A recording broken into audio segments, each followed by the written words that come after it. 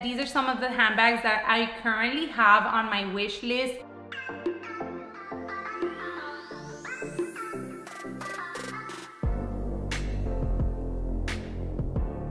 Hi everyone, and welcome back, or welcome if you are new here. My name is May, and I know this isn't our typical setup for filming videos, but today I have a chatty video that I want to get into. I actually want you guys' feedback on a few handbags that I have in my radar. So I thought I would sit down in order to share with you guys my thoughts, the handbags that I have in mind, and I want to hear from you all your feedback. I have seen a lot of these videos going around lately, and I love the idea of it. There's so many of us out there in this luxury handbag community that I feel like we all have a different take or a different opinion depending on the handbag. So if I'm considering something new that I currently don't have in my collection, I love to hear the good and the bad from you all. So without further ado, make sure that you grab yourself a cup of coffee or a glass of wine or a cup of tea, whatever it is that you're into, because we're gonna be here for a little bit. I have my notebook right here. I can definitely ramble on about handbags, so I wanted to make sure I had specific bullet points to pinpoint the exact things that I want to go over for each handbag with you all as to why it is that I'm considering them or what is steering me away from them. Alright, so the first handbag that is definitely like at the top of my wish list is the YSL or the Saint Laurent Sac De Jour in the size nano or maybe the baby.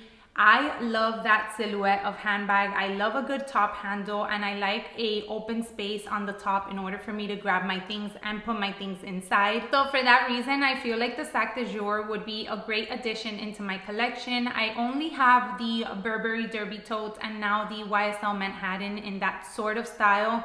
The Celine luggage tote also kind of has that same vibe going for her, but I definitely wanted to add a new nude or beige bag into my collection. I feel like the only tan bag that I have in my collection is my Polène in the number 7, and even though I love that handbag, I have mentioned that the fact that you cannot remove the thick strap from it makes it a little bit more casual. So the Sac De Jour, specifically in the nano size, I feel like it's such a cute, dainty handbag. I will most probably be using it without the crossbody strap. My idea behind it is to carry it top handle or in the crook of my arm. And even though I can definitely see myself using that handbag as a night out bag, I know that it could be easily transitioned into daytime with all of my looks. So I want to hear from you guys your thoughts on this bag. Do you have it? You all know that I love YSL and I love their leathers.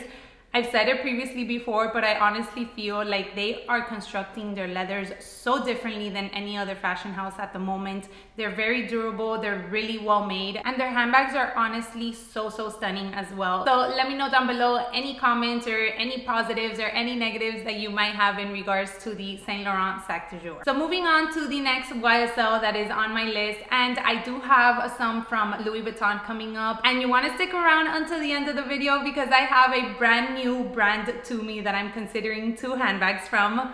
But back to the Saint Laurent, and the other handbag that I'm actually eyeing from them is the Cassandra. Now I go back and forth on whether I would like to add the medium or the mini or small size.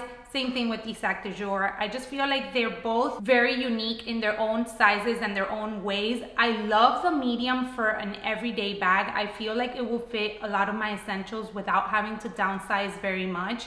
However, I do feel like the smaller size is a great option for a night out bag. And in particular, I am gravitating to their Blanc vintage color. I have mentioned this in previous videos of mine, but that color is so stunning. I feel like it's very appropriate for the upcoming spring and summer season. And I really do think that it'll go nicely with my wardrobe and with my style. However, there is one little thing that is steering me away from adding this particular handbag, and that is that it's very similar to my Polène in the number 7 size. It basically has the same style of opening, which is that flap opening that I love in handbags. But then again, I just feel like it's sort of the same style. So if you have any of the 2 sizes from the YSL Cassandra, let me know down below what your thoughts are. All right, moving on to one of my favorite fashion houses, and that is Louis Vuitton. I feel like Louis Vuitton will always be a fashion house that no matter what, I'm always gonna go on the website and see what they have new, and there's always gonna be a certain classic piece that I'm going to want to add into my collection. And for that reason, I feel like these two that I'm about to mention will blend into my collection seamlessly. The first one is going to be the Louis Vuitton Alma BB, and I know what you guys are thinking, May, just get the damn bag already, but hear me out. So I actually have a confession to make, and I did buy the Alma BB in the epi leather. I believe the color was gold honey or honey gold. It was kind of a limited edition color that came out. I went on a rabbit hole searching for this bag. I contacted my SA that I have here in Miami. I went into the boutique, I tried it on, and I went ahead and got it, even though throughout the whole process there were things here and there that were kind of not convincing me about the bag. I felt like once I had it in the house and I would be able to play around with it, I would fall in love the way that I really needed to. You guys, I got home and the bag sat in my room for 3 or 4 days, and I was not even excited to open it. I didn't have that excitement to pair it with my outfits to see how it would work out. And the one time that I actually opened up and played around with it a little bit, I felt like, one, it was a little bit too bulky on my body. The shape of the Alma itself, I just think lays a little bit uncomfortably crossbody. Then two, I felt like when I held the bag, the straps up top kind of just went one on top of the other. I hope I'm making sense.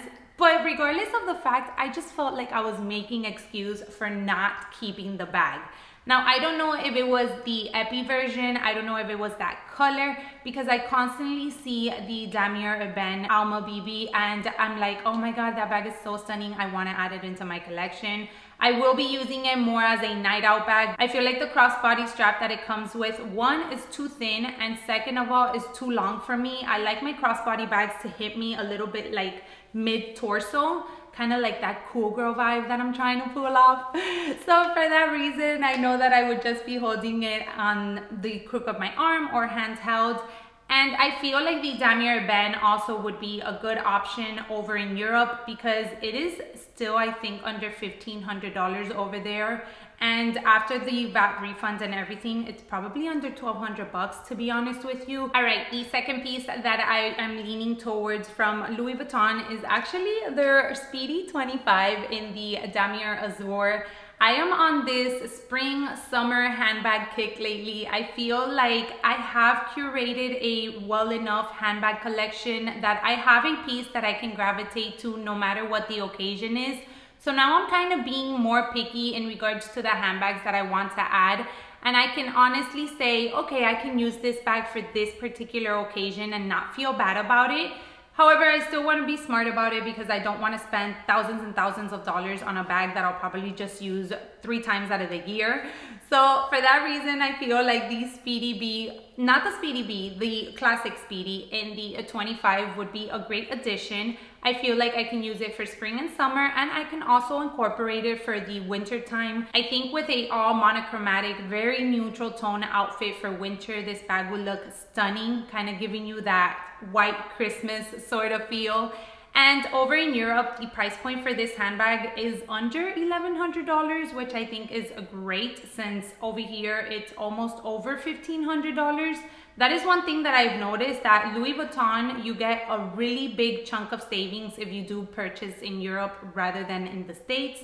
So back to the Speedy, I really like the Damier Azur print as well. I don't have anything in that print. And to be completely honest with you guys, I love a good Damier Azur and like honey patina moment. I think that those two just mesh together so well. So I'm looking forward to adding a blank canvas basically into my collection and seeing it build into that beautiful honey patina. So let me know your thoughts on this piece. I'm more worried about how the Damier Azur canvas on its own will wear over time. I have heard a lot of people say that it could yellow over time. I don't keep my handbags near a window, so I'm not worried about the sunlight hitting it, but just let me know your thoughts in regards to this piece, whether it's good or it's bad. I'm looking forward to reading all of it down below. Now, before we jump into the last 2 handbags that I am considering to add into my collection from a brand new luxury fashion house, if you are enjoying the video so far, please consider giving me a thumbs up. If you enjoy talking about luxury handbags, like watching some travel content and some fashion inspiration from time to time, then I would also love for you to consider subscribing down below. So, getting right into it, and I think you guys are gonna be excited. I am considering adding a piece, or maybe 2, no, I'm just kidding, just 1, from Mulberry. We will be making a pit stop over in London on our way to our final destination for our anniversary trip. And I thought, what better place to actually shop for my first Mulberry piece, since the brand actually comes from England. We will be in London only for 4 hours, but in a shopper's paradise. If you know, you know. It is London Heathrow Terminal 5, and they have so many amazing stores in that terminal. But I'm dedicating the time to actually stop by the Mulberry boutique and check out some of their handbags. So let's get into the 2 handbags that I'm currently considering, and that is 1, the Mini Alexa. Guys, I love this bag. I think it goes so good with my personal style and my wardrobe all together. I think it's gonna be a bag that I'm not gonna have to think about whether or not I wanna pair it with my look. I feel like I'm not gonna wanna put it down. I would be going for a pop of color for this handbag, just because I feel like it's such a cute, fun bag that it needs to be in a nice pop of color. I'm either thinking about a beautiful orange, if they do have it. I would love to even potentially consider maybe a blue. I think they have like this very cool tone, gray, kind of light blue color as well. And I think that that one will go really nicely with my style. So I'm definitely leaning more towards the pop of colors for this specific handbag. However, as I go on the website and I see all their beautiful warm beiges and tans, you know, I am just naturally drawn to those as well. So I'm hoping that they have a good selection when I do visit the store in the airport. But I need your help. Like, this is the main one that I want to hear you guys' thoughts about, if you do have it or if you've had it. I've watched a few YouTube videos, and the main thing that everybody complains about is the 2 little clasp opening from the little flaps that it has. They say that even though you get the opening of the handbag ready to go, those clasps will kind of like find their way and kind of shut the bag again, making it a mission to really open the flap and get inside the handbag. I hope I'm making sense. I've even considered possibly putting something on the small little clasp and kind of closing off that hole where the magnetic would be. Let me know if I sound crazy, which I'm pretty sure I do, but those are the thoughts that have kind of gone through my mind in order to add this bag into my collection and make it work fuss-free. So let me know down below what your thoughts are for this specific handbag, and if it is as big of a pain in the butt like people make it out to be, or if it's something that people are just talking about just to talk about a negative of the handbag and it's really not that big of a deal. And then the second piece that I am considering from Mulberry is the small iris. Now, this will be a totally new, even style into my collection, because it definitely gives me a lot of like bucket bag vibes. I love a good bucket bag. Just for me personally, it's not one that I gravitate to. However, I feel like the shape of this one is very comfortable. It's also very reminiscent of my typical just open bag with a top handle option. I love that it does have a big open compartment that I can just throw my things in and grab them very easily as well. The small iris also has a lot of like customizable features with the handle. They have a ton of beautiful braided handles or just plain handles that you can add to give the bag a different look. So I kind of like that, because as I said, same thing with the Mini Alexa, I would love to go with a pop of color for this handbag as well. I just went on Instagram yesterday and I was just scrolling on Mulberry's page looking at all the beautiful colors that they've added within the years. So it's just a matter of what it is that they have specifically at that moment that I visit the boutique, and that will ultimately round up the decision of the color basically for me. Besides that, I really do feel like this handbag would be a great addition to my collection. I do like that it has a crossbody strap option. I think that it would be a really good travel bag as well, because even though it is a open bucket bag style. It does have a clasp closure, which is comfortable, especially when traveling, because I don't want to be fidgeting with a zipper and things like that. I like to just have the open clasp and then get in, get whatever I need and close it back up. And I also really like that you have a top handle, because it would be a bag that I can use during my travels, but then I can easily incorporate during the night out whenever we go out to dinner or anything like that, and I won't have to be taking multiple bags in order to switch them around. So I hope that makes sense. Let me know down below if you have any Mulberry handbags. Just in general, I feel like Mulberry's leather is so delicious. I will be going with some sort of pebbled option. You guys know my love-hate relationship with smooth leather, so I feel like whether it is the mini Alexa or whether it is the small Iris, I would definitely be searching for a pebbled leather option. I really do feel like it's also going to be a handbag that it's going to wear really, really well over time. So let me know down below any thoughts that you have in regards to these pieces. These are some of the handbags that I currently have on my wish list. I feel like I'm at that point in my handbag collection where I could be a little bit pickier in the sense of what style of handbag I choose to add. But at the same time, I still want to be smart about my choices.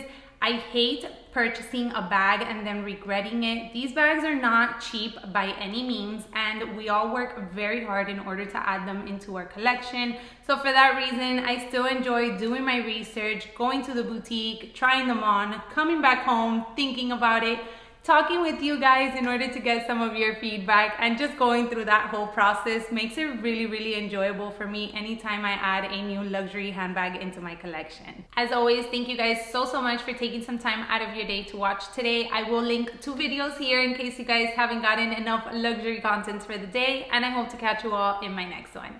Bye everyone.